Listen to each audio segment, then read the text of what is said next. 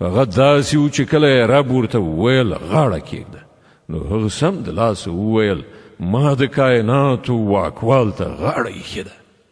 پر همدې مسلک باندې د تلو لارښودنه هغه خپل زوجات ته کړې وه او همدا سپارښتنه یعقوب خپل اولادي ته کړې وه. هغه ویلي و چې زما بچیانو الله ستاسې لپاره همدا دین غوره کړی دی، له دې امله د مرګ تر وخته مسلمان پاتې شي. او آیا تاسې هغه وخت حاضر وئ چې کله یعقوب له دې دنیا نه رخصتېده؟ د مرګ په وخت کې له خپلو بچیانو نه پوښتنه وکړه بچیانو له ما وروسته به تاسې د چا بندګي کوئ؟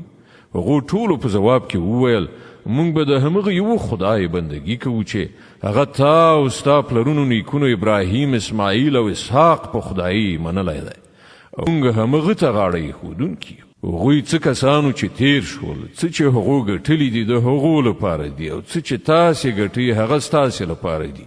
له تاسې نه به د دې پوښتنه ونه شي چې هغو څه کول. یهودیان وایي یهودیان شئ نو سمه لاره به ومومئ، عیسایان وایي عیسایان شئ چې هدایت درته وشي. دوی ته ووایه نه بلکې د ابراهیم مسلک چې پاک و او ابراهیم له مشرکانو نه نه و.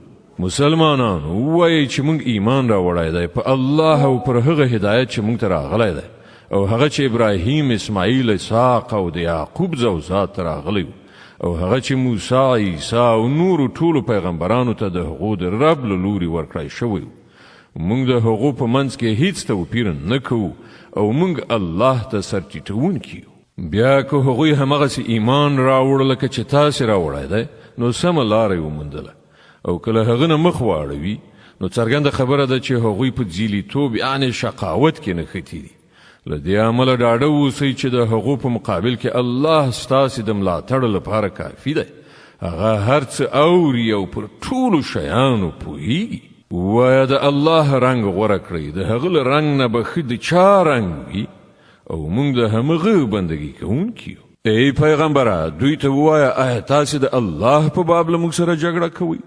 په داسې حال کې چې همغه هم زموږ رب دی او هم ستاسې. زموږ عملونه زموږ او ستاسې عملونه ستاسې لپاره دي او موږ خپله بندګي یوازې د الله لپاره خالصه کړې ده.